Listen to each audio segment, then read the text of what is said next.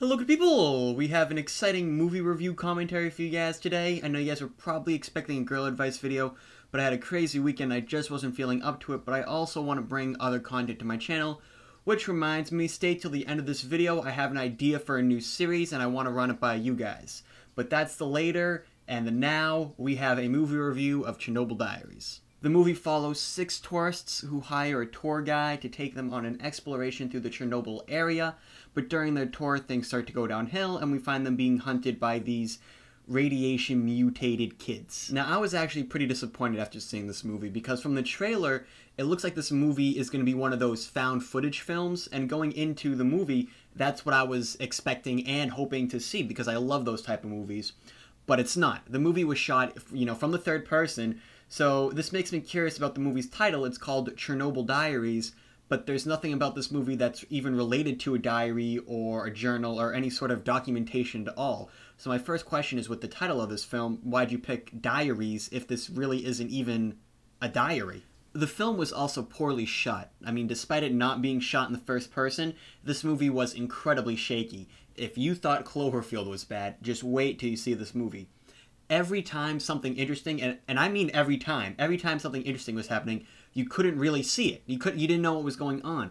And for most of the movie, I actually was wondering who and what are these things coming after these tourists, and it wasn't until like one of the last scenes in the movie where I realized what they were. A big thing I thought this movie was missing was character development. We don't learn too much about the characters to begin with, and none of them even evolved during the film. So as an audience member, I didn't really feel any attachment to them, so when someone would get killed, I was just like, meh. And I felt like this movie was pretty predictable. I was sitting there thinking, okay, this is gonna happen, then this, and eventually I just lost all interest in the movie completely.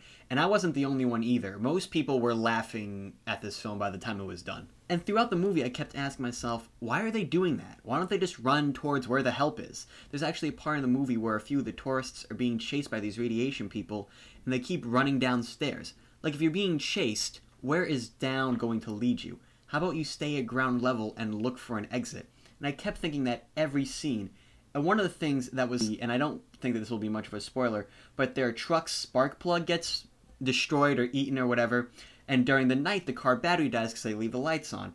And then the next day they go looking to find another spark plug, but their car's battery is still dead. You can't start a car without a working battery, so finding a spark plug is pointless. And I just don't understand why in every horror movie the characters have to make these poor decisions. But this movie wasn't all bad. I thought the acting was very good, and there wasn't a moment where I felt like they were being over-dramatic or under-dramatic. And actually, if I was in their situation, I would probably feel the same way they did and react just like they did to situations. Even Jesse McCartney was pretty good, despite him being a singer and not an actor. And there was also some good eye candy in the film too, from Olivia Dudley and Devin Kelly. But something that surprised me was how closely the movie resembled the actual Chernobyl.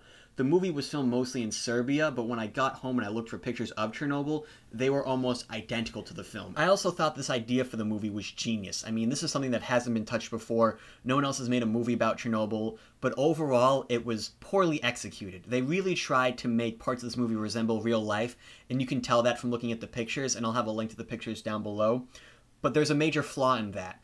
Anyone who was a child in Chernobyl isn't a child anymore. I mean, this event happened 25 years ago, so the youngest person that survived the tragedy is at least 25. Therefore, you can't have kids be these villains, these bad guys, these hunters, and that's just one of the many plot flaws, just like the spark plug in the car battery. But all the kids looked the same too, and that kind of bothered me. They all just had overly large heads, obviously mutated through radiation, but the movie might have been better if they were fighting against different things, or at least different looking people, instead of just these group of kids that look like clones of each other.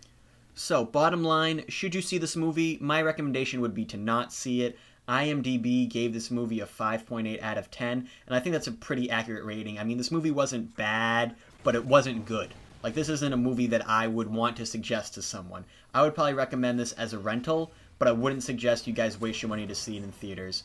But that's the review I have for you guys today.